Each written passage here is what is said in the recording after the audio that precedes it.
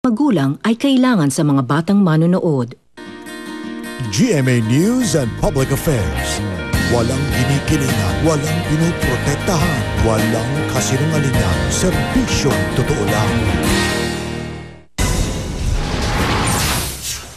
Ang mga ulat naming binantayan.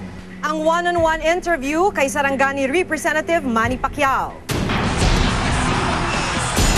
Manny Pacquiao! Hindi pa ba kayo magre-retiro sa pagbaboxing? Are you satisfied generally with your legislative work? Ikatlo daw kayo sa mga kongresista sa pinakamaraming absences sa Kongreso. At ang kalagayan ng ilang mga public zoo at wildlife center sa bansa. Malik's cuticles are overgrown. Why has nothing been done so far? May potential, hindi pa infected. Cleanliness po ang sagot po sa infection. Every day, pinapaliguan, kasama na po ang paa at saka yung foot pads po niya. Ito ang mas malawakang pagbabantay. Sa mga issue ng pamahalaan at lipunan, Reporter's Notebook. Tinagurian siyang pambansang kamao at itinuturing na isa sa pinakahinahangaan at pinakamaimpluwensyang personalidad sa bansa. Pero kasabay ng kanyang tagumpay, ilang kontrobersya ang idinidikit sa kanyang pangalan. Sa isang one-on-one interview, sasagutin ni Sarangani Representative Manny Pacquiao ang ilang isyong idinikit sa kanya. Anong susunod niyang plano sa kanyang karera sa boxing at politika?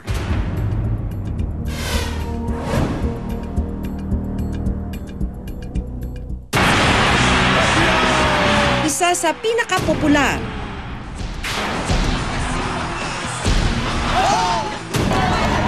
pinakahinahangaan, at marahil isa rin sa pinakamaimpluwensyang personalidad sa bansa.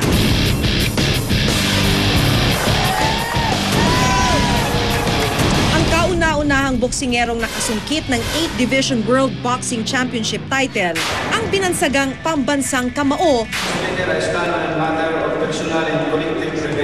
at ngayon Sarangani Representative Manny Pacquiao.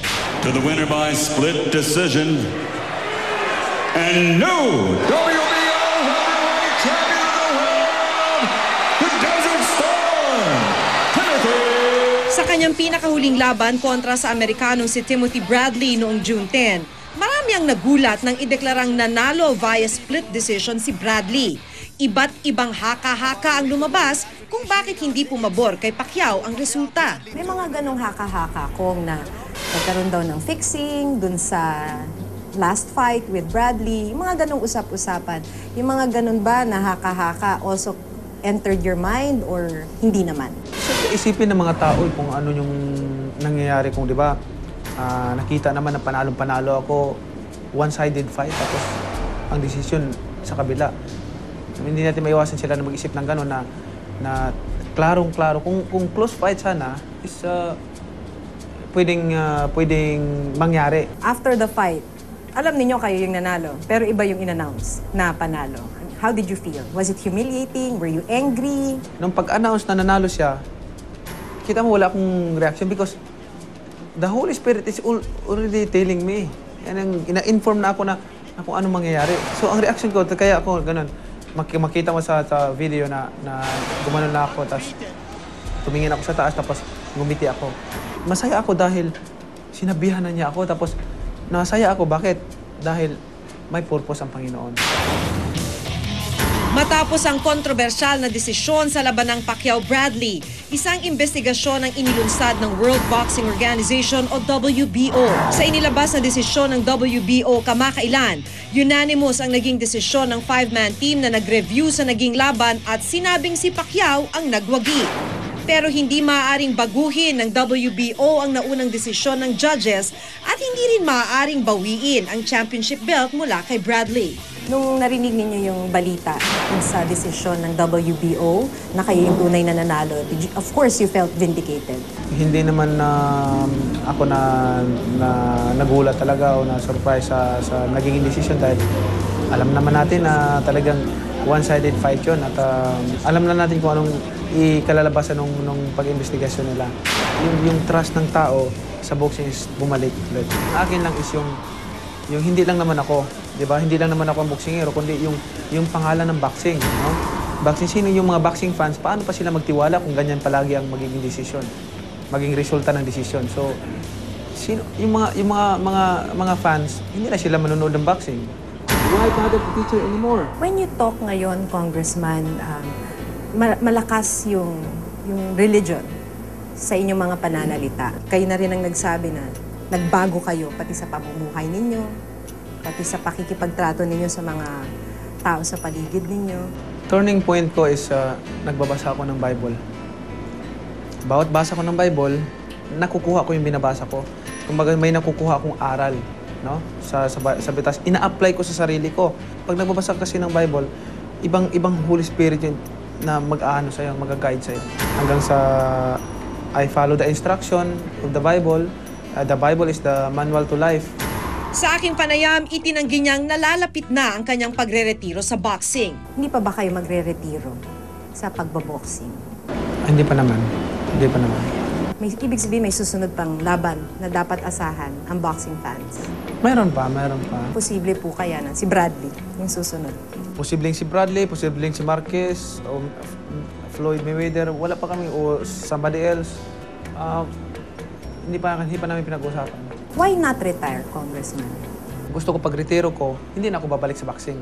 Kasi maraming nagre-retiro, nag-retire, tapos kulang sa pag-asawa, sa pagbuboxing, tapos babalik ulit. So, gusto ko, talagang hanggang magsawa ka, parang pag kumain ka ng isang pagkain, hanggang magsawa ka, tapos tama na.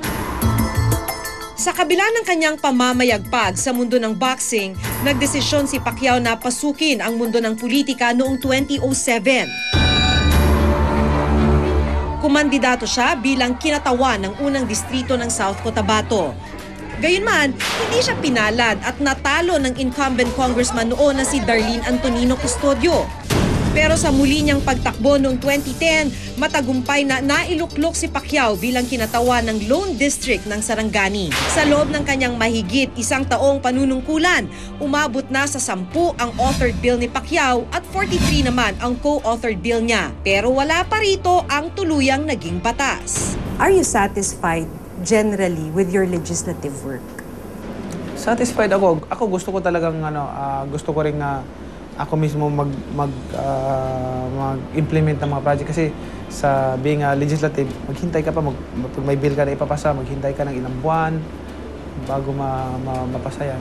Pero kung meron po kayong sabihin natin isang batas na gusto nyong maisulong na malapit sa ipinaglalaban ninyo, malapit sa inyong prinsipyo, ano po kaya yun? Kung titingnan natin, ilang libong batas na ang pinail dyan. Ilang libong batas na nakapasa. Pero ang problema, hindi na i-implement. Ipinaliwanag din ni Pacquiao kung bakit isa siya sa mga kongresistang may pinakamaraming pagliban sa mga sesyon sa Kamara. Sa records na aming nakuha sa House of Representatives Secretary General, 21 ang naging pagliban ni Pacquiao sa 52 session days sa second regular session ng 15th Congress. Ikatlo daw kayo sa mga kongresista sa pinakamaraming absences sa Kongreso. Kung isa-isahin natin, hindi naman siguro marami namang hindi ka pumapasok diyan isang taon eh. Di ba? Pero hindi na natin kukwentahin yan. Importante kung anong ginagawa natin doon sa probinsya. Minsan kasi hindi ako nakakapasok dahil doon ako sa district ko. Di ba? Nandun ako sa district ko, may mga ginagawa. So, absent ka pa rin doon sa Congress. But hindi importante yung attendance yan. Importante kung paano ka gumawa ng trabaho mo doon sa mga tao. At ito'y hindi dahil sa absent kayo because you were boxing, because you were training? Hindi. Do you see yourself running as vice president or president?